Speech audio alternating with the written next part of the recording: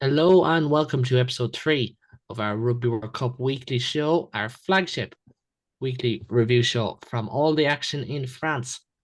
We have guests from Wales and Scotland tonight, with thankfully on a high following their round 3 victories. So, welcome back on to David Arnott and to Iestyn Thomas. Welcome back on, lads. How you doing, Chief? It's always good to have you on. And just for those at home, important to remind you that the Ireland South Africa game, the real game of the weekend, was covered in a prior podcast on the channel. In case you go looking for that, or you're new to this series, we already have that covered. But our named game of the week will again feature Wales.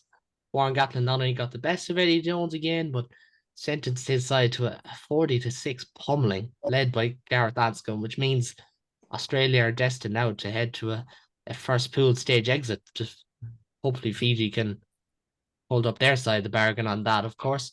Yes, I know it was a big win for Wales and a sign of life in the nation as they qualify for the quarterfinals. Yeah, it's probably what Warren Gatland would have wanted. All right, they didn't get the bonus point, but it's definitely a good result. And they're going to cough at some point, so I apologise for that in advance. But it just all went well for Wales. I thought the kicking game was good. I thought Gareth Davies kicked very well from 9. Obviously, they lost big after about 11 minutes, which was a bit of a blow at the time, I felt. But Gareth Hanson came on, and credit to him, he was brilliant. And Nick Tompkins at inside centre was probably one of his best performances in the Wales shirt. And then up front, Ryan Elias was very good. His lineup was solid. Adam Beard had another fine game. Pretty sure he was third on the tackle charts. And then you got the back row. I thought Wainwright was brilliant. He's got a lot of pace behind him, and there's a lot of occasions where he just come out of nowhere to put loads of pressure on the Australian defence. And you got Jack Morgan, who was leading by example, even showing how the backs out to kick properly. And then Again, as well, not for the first time. Again, Tarupi Faletau's Tarupi Faletau. So all in all, it was a good performance for Wales. The Australian side was not the best. I remember joking to my dad last year about saying this wasn't the best Australia side I saw. And at the time, Wales were 32-15 or 32-14 up in Cardiff. And then obviously at the end of that game, we all know what happened there. And but it just didn't look like there was much going for them. And yeah, it was just a bit. There was just nothing there. They had a couple of early scrum penalties, but in credit to Gareth Thomas, the way as Lou said, he sussed it out and got it right.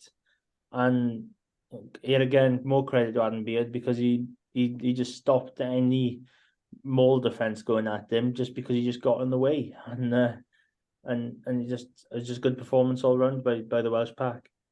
absolutely. And David, I suppose when you look at Australia, not it looks like they won't come out of the pool, and it's disappointing in some regard because rugby is a small sport. You do want to see certain teams do well and all that. I know the Eddie Jones factor is, well, he's much maligned as we all know, but this is hugely disappointing for them as a country and everything, and it just feels like they've regressed so much over the last 2 years. Like Scotland would have played them. I don't know if it was last year or the year before, and Ireland and Wales both played them, and they were good in those games. France as well, but it's just they're a shadow of their former selves, aren't they? I can't believe how poor they are, to be honest. They look devoid of anything. No ideas up front, no ideas in attack, no ideas in defence. And you've got Eddie saying that you're definitely going to beat the Welsh. And, when he got the job, when it was, former Warriors coach Dave Rennie that was there before. And yeah, they weren't doing great under them, but everybody, certainly a lot of the media in Australia seemed to think that when Eddie Jones came in, that all of a sudden they were going to be a World Cup winning side, or they were going to be pushing for it, and they're not going to be even close. Yeah. They've regressed massively, massively. And to be fair, I'd rather see Fiji go through. I think Fiji have played fantastically well so far. They were pretty unlucky against the Welsh. They gave the Australians a good going over. And if you're playing that badly, you don't deserve to go through. No, that's an element of it. But then at the same time, you look at the mistakes Australia are making, and there's no excuse for. There's no excuse for Right. Wainwright, leading the chase on Jack Morgan's kick. He's a number 8. There's no excuse for was it Valentini being caught out for 2 of the tries? Ben Donaldson, I believe, was caught out for the chip and chase. Like they are schoolboy errors across the board. That's the other side of it, and like it's tough, but probably to because we do need to talk about Australia as well as Wales. Like you do get the sense that even if Eddie Jones hadn't come in, or sorry, if he hadn't come in, that they'd have been okay. They'd have just scraped out of the pool at the very least. And you never know with that side of the draw, you could get a semi final or whatever. But like the fact that they're set to go home now, Eddie Jones in that ad, he said, "We're not going for the croissants." Well, you are, like, because this was embarrassing for them. Like the talk of him potentially eyeing up the Japanese job. It just reminds me so much of the charade with the Stormers and with England back in 2015, where he already has his eyes on another place, and it must be dispiriting. And he threw Carter Gordon to the Lambs. He has really, murdered this Australian team's chances in so many ways. And the other side of it yesterday is Warren Gatland came back in, had a poor Six Nations, but he figured out what he was going to do for the World Cup in that Six Nations. You could see them problem solving as they went along. And you got into guys like Jack Morgan now, who had a really good championship, a really good World Cup so far.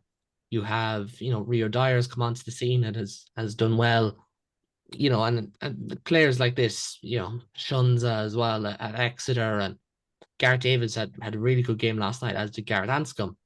And it's so polar opposite to see, when you see where Wales and Australia were this time last year, and then compared to now, like no one probably said they'd have won by 30 points, but like still it's remarkable how the difference in how these two sides have gone. I think Wales have stepped up massively because I Yeah. got to be honest and say I don't think much of Wales going into this tournament, and he has really got a hold of them. Yeah. He's I shouldn't be surprised. It's Gatland. We all know what you're going to get. He's gonna improve any team, but going on the Six Nations form, they didn't look great. Previous games didn't look great, and all of a sudden, they're going to make the semi final. Yeah. No, it certainly looks like that. Yeah. And look, pushing on to Wales in particular, just the individual side of things. Like if they do get to that semi final and they do make that mark, it will have been, what was it, 3 semi-finals for Warren Gatland if they can get that far. And it's far removed from the BVAC era. And just to get your thoughts on it before we move on. Like you do have players like Jack Morgan, who I mentioned, Shunza, Reece Samet, Dyer. These younger players are coming up as well. Granted, the Welsh under-20s haven't done well in recent years, but there is still a cohort of talented players coming through. But yes, like maybe I'm not asking the right person this question, but there is shades of, say, 2011 of this Welsh team where they just got a young team. They said, right, this is what we're going to do. This is going to be the style of play. They all bought in, and by the time the World Cup had come around, they were firing. And there's kind of an element to that about this 2023 year under Gatland.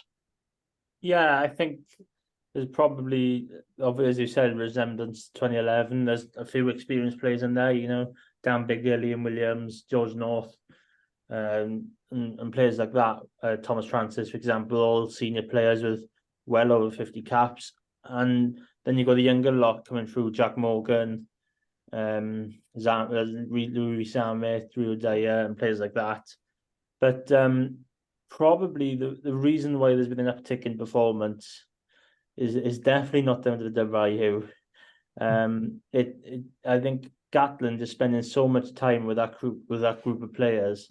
There's probably that is the reason why, and it just is, when they started off early July, late June, something like that. Obviously, they've been to Turkey and to Switzerland, but people mustn't forget the mess that the WIU have created underneath the national side. It's all well and good seeing Wales played 3-1-3 and 2 games which you thought at the start of the year, oh, it's a little bit tricky. But supporters need to go back to the regional grounds, go back to the local grassroots game, and support that level of rugby, because this international success is not going to happen for much longer with the way that the current situation is in Wales. As you mentioned, the under-20s, I think the under-20s have improved a lot, especially this summer in the under-20s World Cup. They beat, I can't remember now. They give the All Blacks a good game. They beat Japan, and they fell off in the end against France. But and then they had a chaotic 18-minute affair against Australia, which was quite fun to watch actually. But obviously we've seen success in the international level. Now the next step for the WRU is do something they didn't do probably about a decade or 2 decades ago, is to really support underneath that international level to maintain the high standards. Yeah, no, absolutely. And it's a question we'll probably get into across the URC season as well, is just kind of the gap between international and regional. It's probably one thing that Gatland is not going to fix is that gap, because if he didn't do it in the 10 years prior, he's not going to do it now, if we're being realistic. And we'll stick with our URC brothers, and we'll move on to Scotland, who are also our Pool B rivals, to be fair, as they ran out 45-17 winners over Tonga in Nice. David, it was an important win for Scotland, and I don't want to be the big-headed Irish lad here, but did we see enough to suggest that they're ready for that Irish test? Because at the same time, they did score 2 tries at the very end. It was nip and tuck for large passages, and you'd definitely want to have seen a little bit more, or at least that would have been my sense, before they play Ireland. Yeah, I think on the face of it, a much better performance than we had against South Africa. We actually played some decent stuff for long periods. We did turn up in the second half, which we didn't do against South Africa. But I don't know. I personally, I came away from the game yesterday and thought, it was. Don't get me wrong, Tonga are a decent team. They're big lads. They're physical. We've certainly seen that side of it. You can argue that there potentially could have been a couple of red cards. Well, there was one red card and could have been another one. They are physical. They are going to give you a game. They're not a pushover. But I just felt a wee bit flat coming away from it. I didn't think to myself, fantastic, that's exactly what we need. Yep, we got the victory. Yep, we got the bonus point. That was all vital in keeping our chances alive. But it needed to be, in my opinion, it needed to be a wee bit more. We needed to restrict them and possibly to put a few more points on them and be a little bit more dominant. And I don't think we did that. So are we ready for the Irish after Saturday night? Probably not. Let's be honest. Yeah. I know you covered it in the other pod, but the Irish were fantastic on Saturday night. No doubts about it. Fantastic, and it shows why they are the number one team in the world. Are we there yet? No. Let's be honest. So I think it will be. I think we have to step up our game massively in order to do anything against the Irish, and that's being truthful. And I don't want to dwell too much on it, because we'll probably have yourself on either before or after that Ireland game, give it the full treatment. But Scotland, like, their points difference now is plus 13, because of, like, it's not ideal. Yes, they'll put up a score on Romania, but if on the very slight chance we have 3 teams finishing on 14 or 15 points, as unlikely as it is, Scotland are quite a distance behind the other two in terms of points difference. And I suppose, is it a case that you would have liked to have seen them score more, or was it ever on the cards? Because personally, I didn't get to see it. We were recording the South Africa pod at the same time as that match. But what was your thoughts on Scotland's attack, because as well it's important to note they were fairly shut down by Scotland, or apologies, by South Africa. Yeah, We were No. certainly. Oh, sorry, on you go.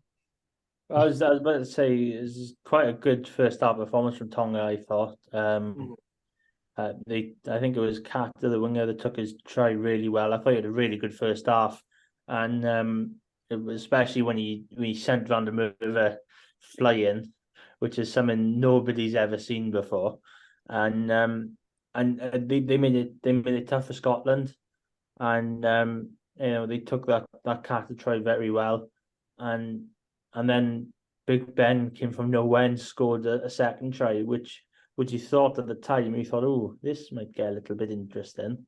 But then Scotland showed a bit of professionalism and got a bit better in attack during the second half, and they ran away with it in the end. But against South Africa, they were shut down. They had that one brilliant opportunity in the first half when they should have passed it out wide. I can't remember which winger had the ball in hand. I want to say it was Darcy Graham, yeah. Yeah, and if they took that, I think it's a completely different ball game against the Springboks. And obviously, second half he didn't fire, mainly because the bomb squad came on and sorted them out up front, and that was it for Scotland basically. So they need probably a response against Romania. I can't see them reaching the heights of what South Africa and Scotland did, and South Africa and Ireland did. Sorry, in terms of getting up to that 70 or 80 point mark. I still think they'll easily achieve the bonus point. But they need to up their game a lot, especially in the set piece, if they want to take Ireland on in the final pool game for the chance of qualifying if they get the 5 points next week. Yeah, and they do have that ducked against Ireland. The stat was, it looks like Scotland will have to stop Ireland from getting a bonus point of any kind. They haven't actually done that since 2001. Even though bonus points haven't been a feature the whole length, but they've generally had to grind it out to beat Ireland, so it would be incredibly difficult for them to do it. Finally, just before we move off, they play Romania at the weekend, David. Like, which way do you think Gregor Townsend's going to go? Because obviously Ireland went full strength against Romania. They wanted to lay down a marker. Scotland, realistically, it's just get a bonus point to move on to Ireland. But if there's doubts in their performance, which your comments would suggest there is some at least, does he double down and back his full strength team to get the job done and come in on confidence? I think. Do you know the biggest problem I think we've had in probably this pool is the fact that we had the South Africa game first and then 2 weeks off. I think that's been a massive, I would say a massive hindrance, because obviously we've lost that first game, and then to have 2 weeks straight away off. If we'd maybe had like the Tonga game the week after and then a week off and then the Romania game, you can give some guys a rest.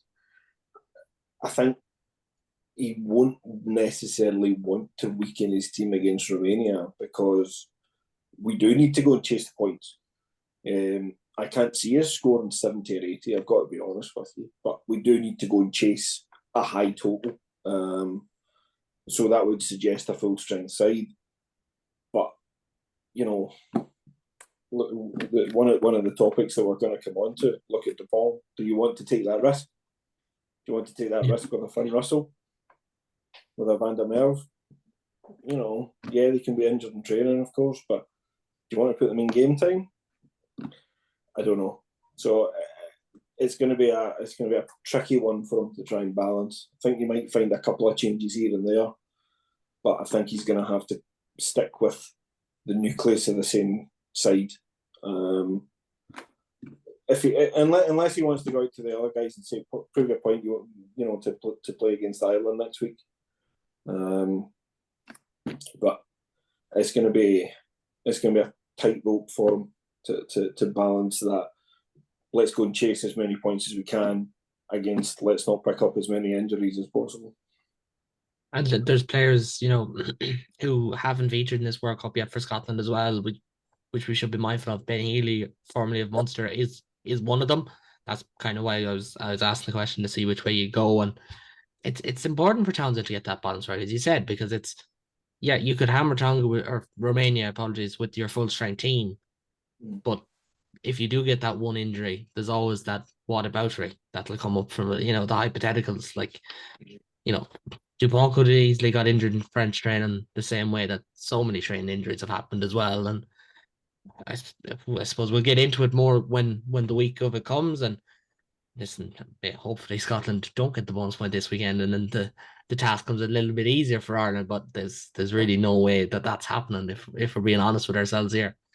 We'll move on now. Unfortunately, French strikes and French delays always seem to be a case. We were supposed to have Ed Price joining us this evening, but he couldn't make it due to French air traffic control issues, as is always the case. So I'll just take a run through that England game as they trounced Chile 71-0 on Saturday afternoon. Henry Arundel scored 5 tries. Like it's a remarkable achievement, and no matter what way you look at it. Like, I suppose I'll kind of open the floor, whichever one of you wants to jump in. A lot of people were pessimistic of England heading into this tournament. Like, it was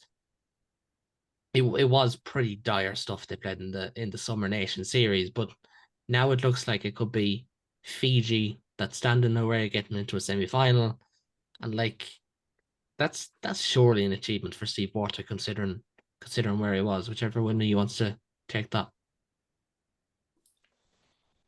I think they can consider themselves pretty lucky in many respects. They were very poor in the summer. I mean, they could be coming up against a Fijian team who are high off of beating them just a few weeks ago. The one in that group that surprised me is Argentina. I think Argentina have been really poor. I'm very surprised at just how bad they've been.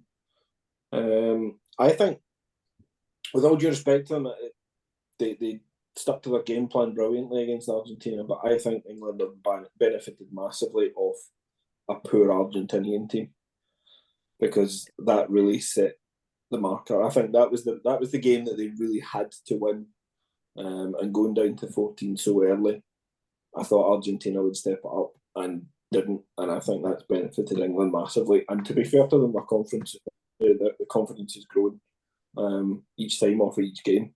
And, none of us were expecting a shock against Chile. We were probably expecting them to put a decent score. 76 is maybe more than we were probably expecting, to be fair.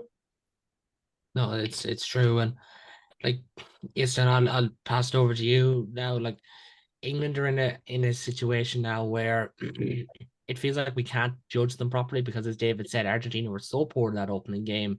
Chile haven't put up a fight.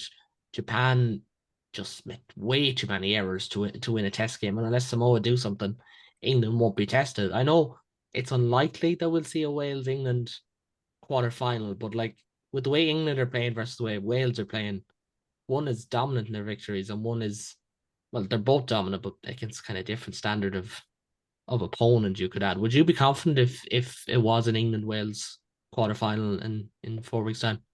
3 weeks' time? Firstly, I wouldn't say all Wales victories have been dominant. I mean, far from it. I thought the Fiji game, Wales did get a tad lucky, and Portugal was a little bit of a struggle until Faletau crossed for the bonus point right at the death. And obviously, whatever happened last night. That was it was probably mainly down to a poor Australia.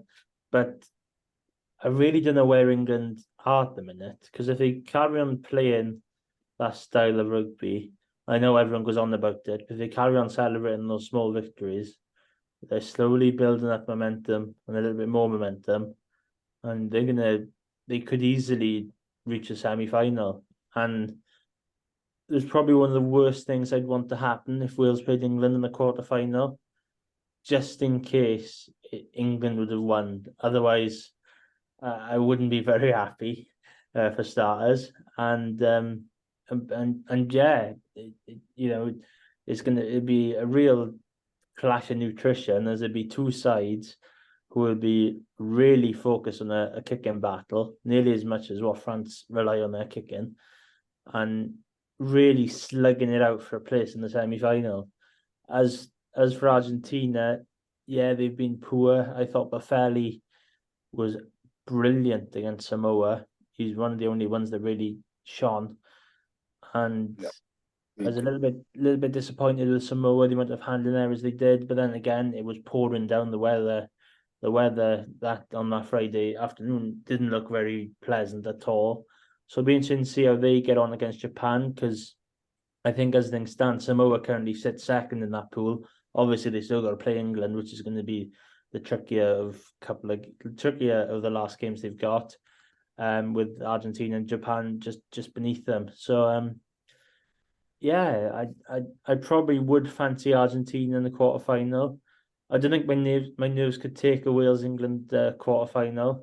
I think I'd just be glad that it wasn't the Wales England final, if I was being brutally honest, because I wouldn't want to take that as a final defeat. But yeah, I look at Pool D and I'm quite quietly confident to say, just in case Wales go back to their past and throw 15-point leads with 20 minutes to go or something ridiculous like that. Yeah, no, that's fair. But seeing as we touched on Argentina Samoa, we're gonna talk about it at the end. We might as well get into it now. Now, personally, I didn't see this game because I was in Galway at the Connacht Munster preseason friendly. So, yes, I'll leave this to you. Samoa or Argentina came out on top, but all the talk from most places was it was a pretty average performance and victory. Like, again, kind of like England, how much can you take away from it? Because it feels like they've whatever about England, and they've been getting the job done with a style, no matter what way you want to put it. Argentina just look they're hobbling through this World Cup. Yeah, back to England. I think there's been some elements of their game which has worked quite well, except for maybe the odd tactical kick was by Alex Mitchell against Japan. I think their kicking game has been solid over the first two matches. But as for Argentina Samoa, yes, some people were quite vocal about the standard of play. The conditions weren't brilliant.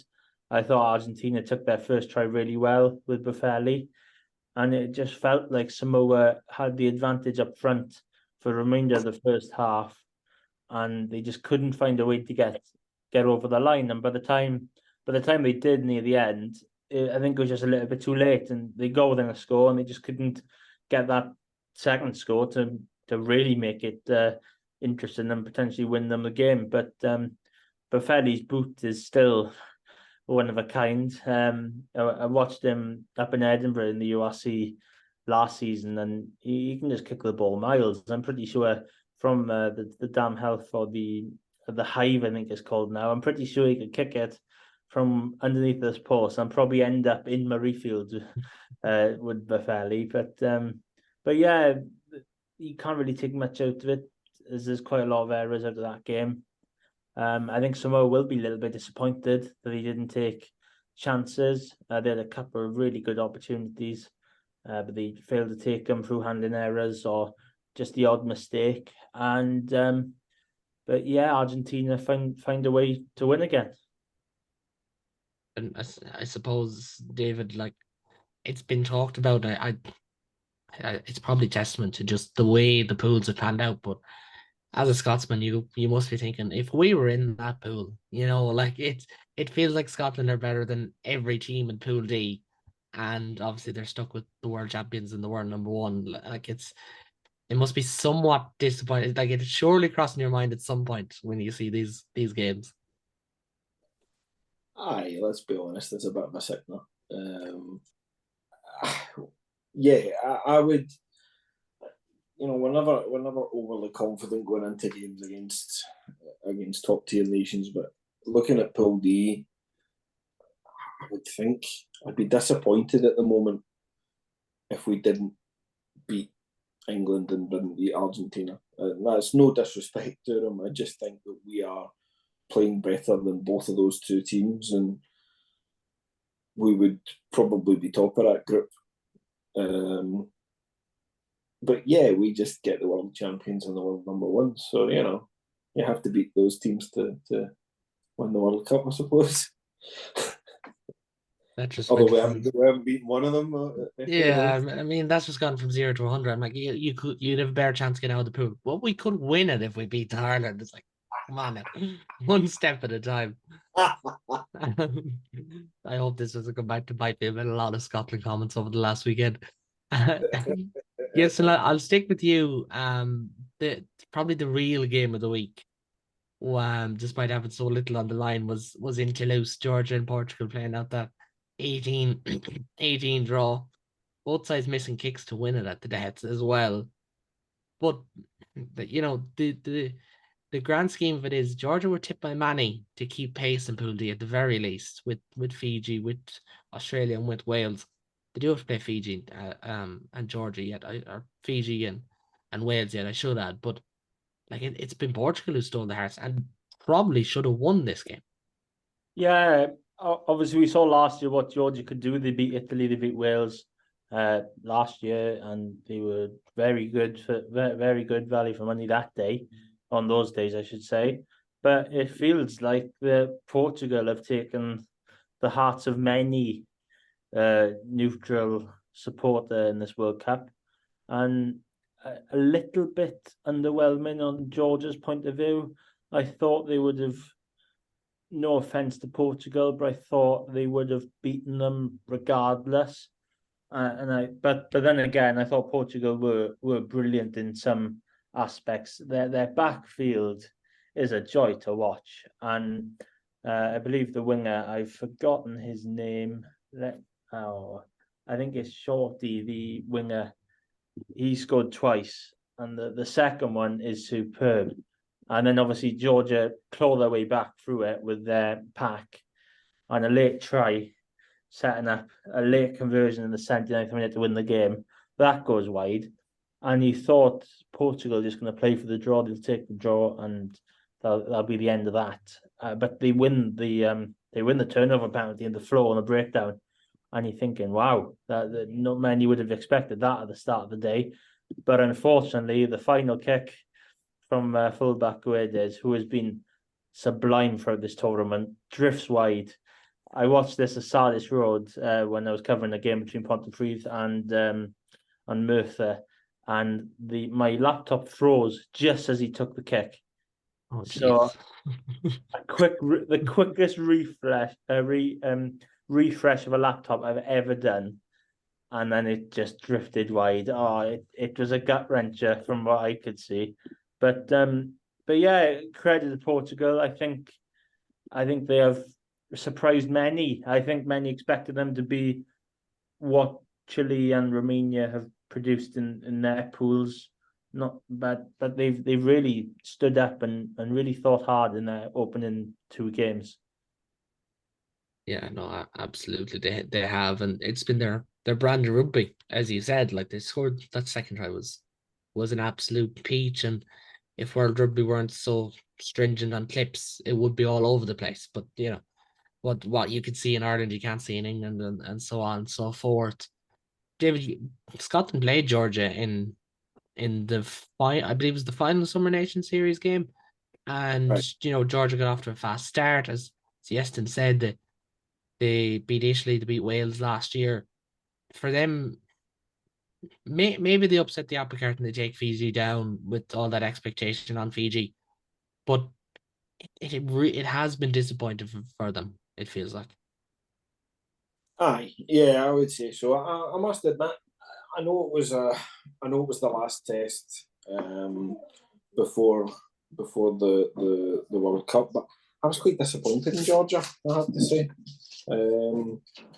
Yeah, they kind of huffed and puffed and did well for the first half in that game, but second half they fell away completely, and I think I'm quite surprised at how bad. Not how bad that sounds terrible. I'm quite surprised that they haven't kicked on, and that they haven't played some better stuff. Especially with like the good wins that they've had, the Italy, the Wales, things like that. They're always on the cusp of people are saying that it should be in the Six Nations and this, that, and the other thing. I don't think they've shown it this tournament so far. They've not shown the reason why they should be there. No, that's perfectly fair. It has been that level of performance that it has looked like a tier 2 side when a lot of other games they played, even in the last World Cup, they looked like a tier 1, tier 1.5. team. We just Pool H cover now, lads, and it's kind of because of the lopsided nature of Pool A that we always seem to leave it last. The games have been fairly one-sided. And David, I'll come to you for the Thursday night rugby clash between France and Namibia down in Marseille. I know it's 96-0. There's really nothing you can say about that apart from scoring nice tries. But all the talk is Antoine Dupont's facial injury. It feels like, well, it certainly seems like he's going to be back for the quarterfinal. But if they were to lose Dupont for a quarter, it would be a hammer blow for France's chances. Yeah, I mean, there's not many teams in the world that can afford to lose the world's best player. France are probably in the fortunate position that they're maybe one of the ones who can get away with it. But still a huge blow, just a huge blow for the tournament. You know, you want to see the best players. You want to see them doing their stuff. You want to see Dupont matching it up with the rest, the best of them. Now, on the face of it, it seems crazy that they started in a game like that. Yet, you know, I made the argument earlier on, you've got to get fitness, you've got to get confidence, you've got to keep your match fitness up. But it seems mad that they decided to start them in a game like that. That they were, with all due respect to Namibia, they were clearly going to win. So it's a massive, massive blow for them. But I think, as crazy as it sounds, it's probably happened at the right time to give them a little bit of space to get back. You know, they've got the week off, they've got the Italy game, they're already be through by that point, they don't need to play them. And then I think their quarter final is at the 15th of October or something like that. So you're looking at just shy of kind of three and a bit weeks to give some kind of recovery time.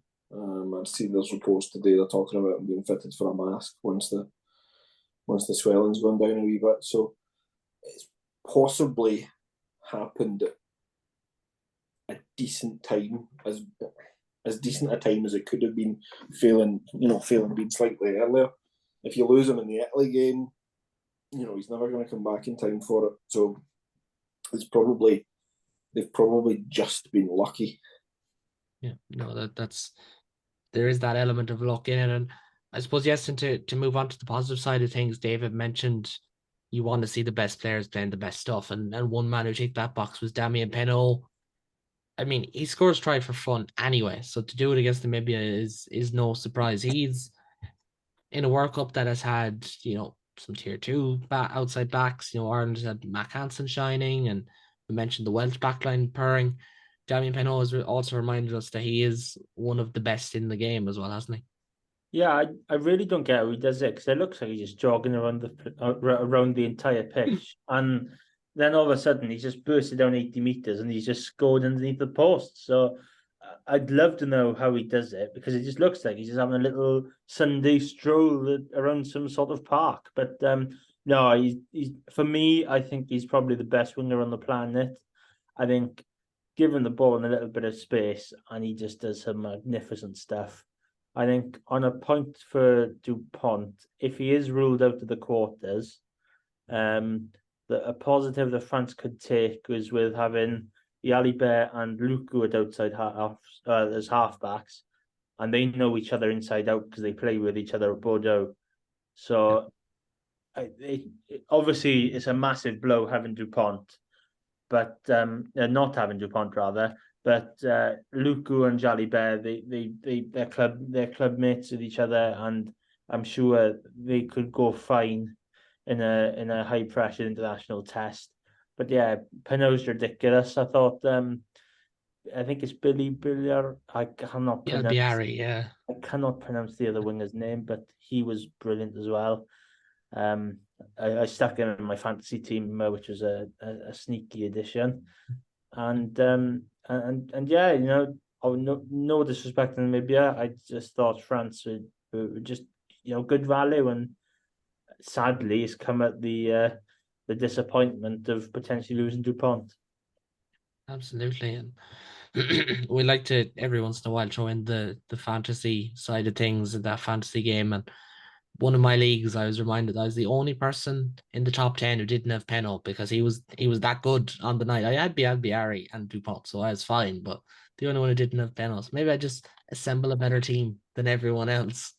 We'll finish things off with again a really entertaining game. It was a Wednesday afternoon kickoff when Uruguay took on Italy, but the Italians, well, they didn't start great, did they? But they clawed back a 10-point deficit to win that one.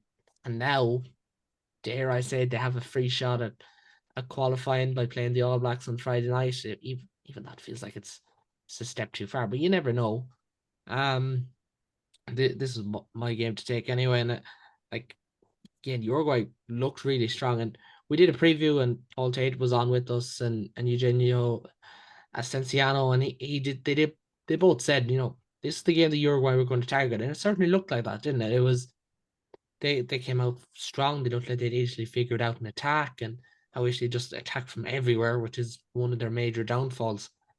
And like it looked like Italy were going to crumble under that kind of they had to win pressure. So many of their wins come when you kind of you don't expect it to happen. But to be fair, their second half proved there shouldn't have been any real doubt. Like there was a couple of questionable calls and all that, but it was convincing in the end, and it'll secure third spot, which is important as well because you wouldn't want to see them having to go through the qualification route under Quesada, the new head coach. And David, we've talked about Italy so much in terms of Six Nations conversations, RWC conversations, and just general tier one rugby type things. It was important for them to get this win, but it does still feel like it would be a major shock if they shocked France or the All Blacks, wouldn't it? Yeah, and I mean, I'll quite happily come back on here and apologise if that's the case, but it won't happen. It won't happen. They don't have the 80-minute game to beat a France or a New Zealand at this moment in time. They would have to have a stinker, both teams, for that to happen. They're always there or thereabouts. They're not an easy team to beat. The team of old, the Italian team, used to be reasonably easy unless you were Scotland. But most teams could put a good score on them. They've made themselves harder to beat, but not won a hell of a lot off the back of it. I can't see them causing any shock. I really can't. What I will say is I've been really impressed with Uruguay in the way that they've played. I think they have made a huge step up and shown why they deserve to be there. There's a few of their players that you could imagine in the maybe kind of lower teams in the Premiership or a few URC sides. But they've got a decent squad. But yeah, I'd be shocked if Italy did anything against either of those two. I just don't see it. They might run them close, but I can't see them winning. And I suppose, yes, and that's kind of the consensus that everyone has, that even though this looks like a poor All Black scheme and a good Italian team, and like the same story with the French, running them close is probably the best they can do. So is coming third, if that's how it pans out, is coming third still a successful World Cup, would you say, or should they feel somewhat disappointed? Like, it is still New Zealand and France that's in the pool with them. Yeah, I think at the end of the day, third is probably what they expect for now.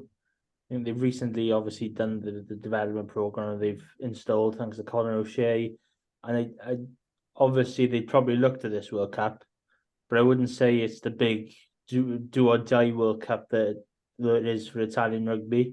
A word on Uruguay. Manuel Adaho, the blindside flanker, was superb the other night. He can win a turnover, that's all I can say. He was brilliant. Pretty sure he won about 5 or 6, and about 3 of them were in the first half, and they were brilliant jackal turnovers. And then obviously Italy woke up a little bit. They played boxed a bit more smart, and they scored a couple of nice tries. But I think it depends on on how these two games go. If they push France and New Zealand quite close, then they could probably take a bit of success out of the tournament. If they get blown out the park, then they probably look at it thinking that's a really big opportunity missed. I'm not going to come out and say that Italy are going to beat the All Blacks on Friday. They will push them close, I think. I think probably the last 10 or 15 minutes will be a little bit tough, and I think the All Blacks will run away with it. But yeah, it just depends on how those two, if they can keep it close, and for about 60, 65 minutes, they probably take something out of the entire tournament, finishing third. But if they get hammered, then they probably look back and think, it's a real shame that. Absolutely, and we don't want to see them get hammered either, because we've seen. I'm not saying it will be a 96-0 again, but that's also not what we want to see in a World Cup, because, well, for many reasons, it's just not competitive. As above all else, gentlemen, I will leave it at that for tonight, because that's all 7 games covered. And thank you so much for coming on. We'll be sure to have you on again, and of course, David, being a Scotsman, will have to bring you on for hopefully for around the time of the Ireland game. And we won't pretend that we won't have our own vested interest in that one at the very least. And yes, then again, thanks for coming on to talk about Wales, who are doing even better than we expected, I suppose. Ireland's off week this week means it will be a break for myself, but we will be back for a week 4, round 4 recap show early next week. So again, thanks to the lads for coming on, and thanks to everyone at home for listening. If you do like what you see or hear, please do subscribe, and you'll find the links for my channels as well as the lads' social media pages down below. But for now, and until next time, take it easy.